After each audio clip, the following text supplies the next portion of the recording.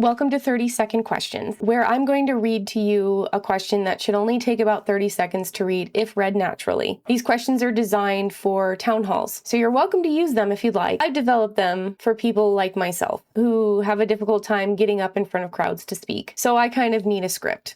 And if you're like me, feel free to use these.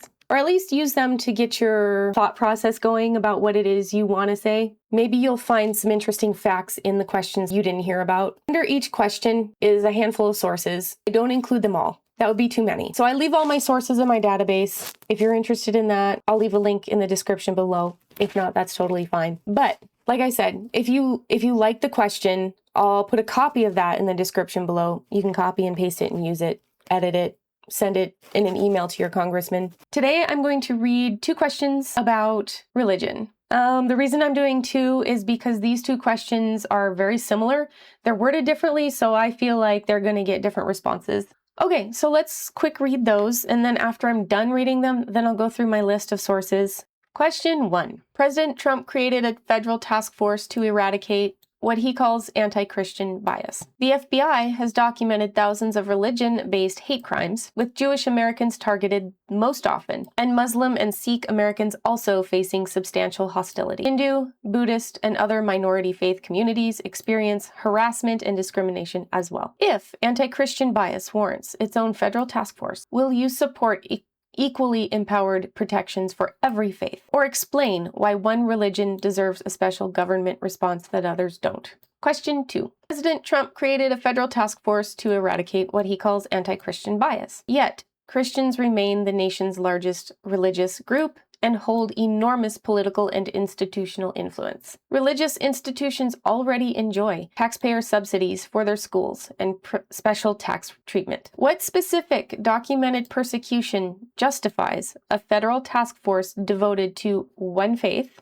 And how will you ensure it doesn't become a vehicle for granting Christianity special government preference over other religions or non-believers? Keeping in mind, too, they are trying to convince everybody that we have an established faith, which is not true. Sources. One of the first sources you will see is a link to an FBI status page on hate crimes related to religion. I had a really hard time digging this up, but it is on a .gov page. January 24, 2026, Texas Education Freedom Account allegedly excluded Muslim private schools from state voucher programs. June 13th, 2026, Texas GOP convention Don't Sharia My Texas. They excluded Muslim attendees and accused Muslims of having a fake God. January 28th, 2017, Trump banned 6 Muslim countries. November 18th, 2025, Texas Governor Greg Abbott deemed the Council on American Islamic Relations a terrorist organization. July 5th, 2025, Trump used the term Shylock during a rally. March 12th, 2026, a synagogue in Michigan was attacked.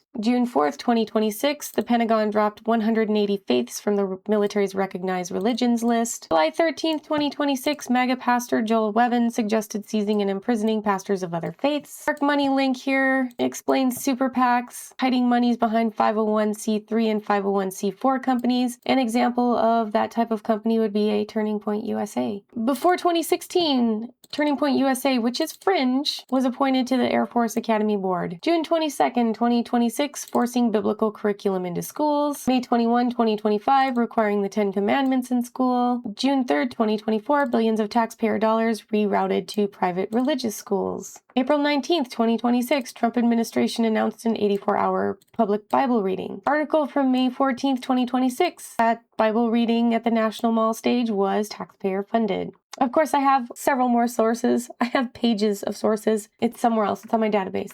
Okay, but that's all I have for those 2 religion-based questions. I have plenty more religion questions, and I'm still making more and adding them. But yeah, thank you for watching, and take care.